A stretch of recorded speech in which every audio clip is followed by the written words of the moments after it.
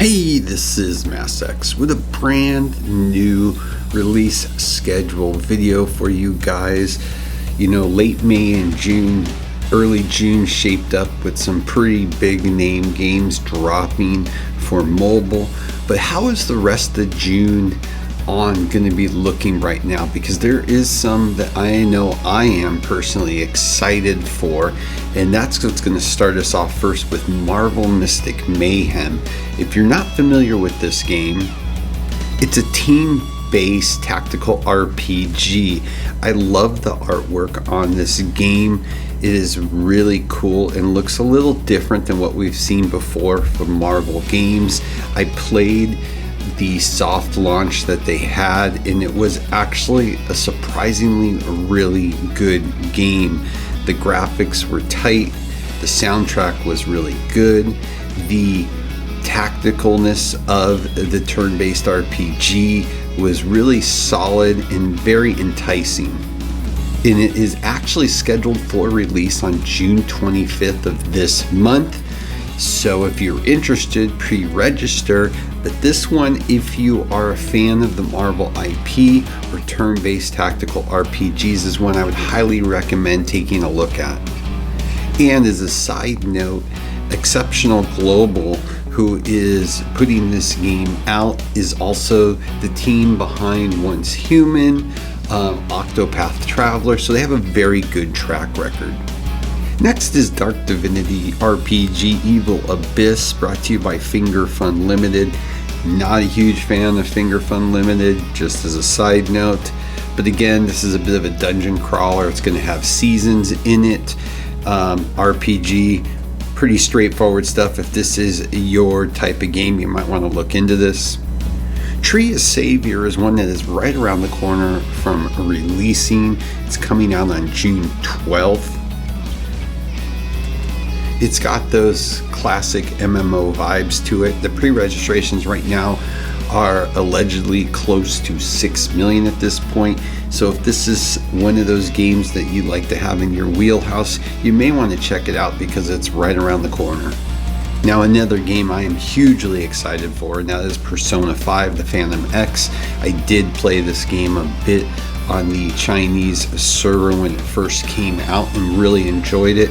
I know there's been a few little red flags about some adjustments for global, so that is a bit concerning, but if you're a huge fan of Persona 5, it really keeps that feel, and the story itself, once you get past the beginning portions, gets really good and does build quite nicely to keep that classic feel of the wonderful writing that has been available in the Persona IP previously in their other games.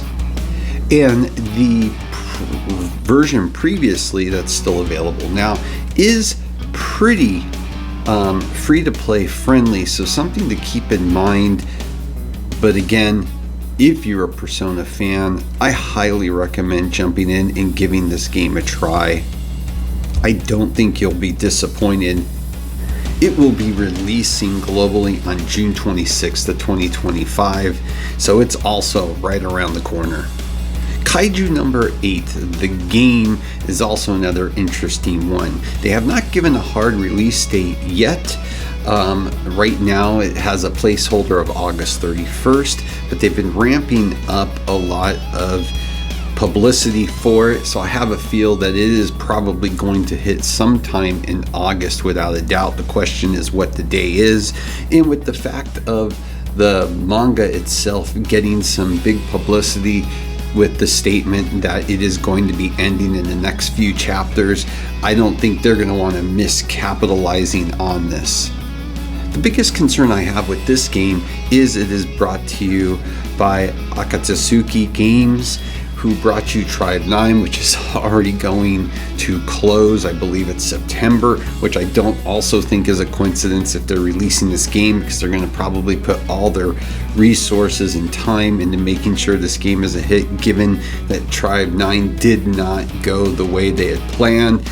But it is something to consider given what occurred with that game that made it less than a year. Even though it was a very good game, they made some very big mistakes up front. Hopefully they learned from them, and hopefully this game turns out to be what it really can be.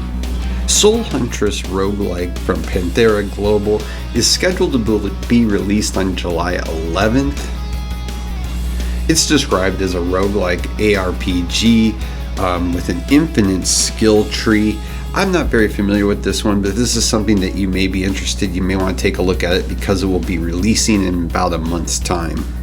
Elysia the Astral Fall is about to come out. It's being touted as Q3, so we will see how that goes. It has a lot of AFK Journey vibes to it, so I don't know. I think AFK Journey is absolutely amazing, but why would I want to go play one that looks just like it? Maybe it's better, who knows? Just putting it out there for everybody. Girls Night Squad RPG, another pixel-based game. We've had a lot of those through the last year or so. Plus, they became kind of hip for a while. Now they don't seem to be as much. Not very familiar with this one. Looks pretty much straightforward. Hero collector idle game. But if you're interested, it's available right now to pre-register for. Lost Sword has had a bit of interest from the public in it. It is supposed to be coming out in mid-July. Pre-registration is open for this version. We will have to see if they stick with that date, but it feels like they're going to. It's basically a fantasy anime looking RPG. Pretty straightforward from what you can see, but I know the interest has been higher than normal than a lot of games, so it might be one if you're interested in this type of game to keep a lookout for. King of Fighters AFK is one that has been sitting in pre-registration forever. I don't know when this is going to be coming out. It's a Netmarble game, so take your warning with that. It really didn't impress me when I saw the footage from it early on, but if you are a King of Fighters fan, it may be something you're still interested in. Seven Knights Rebirth launched in South Korea approximately a month ago or so. The global version is available for pre-registration, but there is not a hard date yet for this. But if you're a Seven Knights fan, this may be one that you might want to register for. It looks pretty good. The reception so far has not been bad at all. So if it is one that you would like to take a look at in the future, you may want to pre-register for it now. Now there's a lot more that we can get into, but we're going to go a little quicker so this video is not super long. You've got Broken Sword Reforged, an adventure game. You've got Shadow Kingdom Frontier War, also coming Dragon Knights, another idle game, as well as Dragoneer Squad, another idle game. Tiny Reaper Reborn, Four Tales, and one that I am actually excited for is Silver and Blood Requiem. It's finally up for pre-registration. This game has had numerous beta versions released. It has a very good story. The artwork is absolutely beautiful. The alleged date of global release is June 26th. Not like we need any more releasing at that time. This was initially going to be published by Moonton. It got moved over to Skystone because of the whole TikTok ban issues going on. So we'll have to wait and see if it really does come out then. But this game is absolutely fun. The tactical nature, the stories are good, the graphics are beautiful. And if you are into this type of look and feel and story in a game, I would highly recommend pre-registering for this game. We've got a Sonic Rumble also coming out, and another one that I'm looking forward to, which I have played, is DC Worlds Collide. This game is anticipated to drop, I believe, July 7th, the last I had read.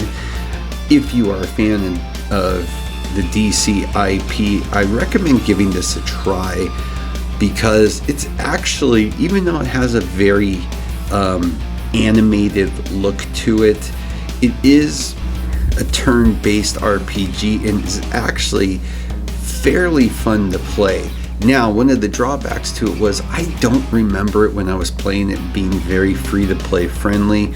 Of course, when you're playing those soft launches or closed betas, you're not purchasing anything anyway, so you're really seeing how the economics work in the game. But again, those were pre-release versions, so that may have changed. I would highly tell you to give it a shot though if you're a fan of this IP. The game was actually pretty fun. If you're a Warhammer fan, Supremacy Warhammer 40,000 may be something you are interested in. Now, even though it's up for pre-registration, the current discussion of actual release date is actually November 17th of 2025. But if you are a fan of that IP, this would be one you should highly take a look into.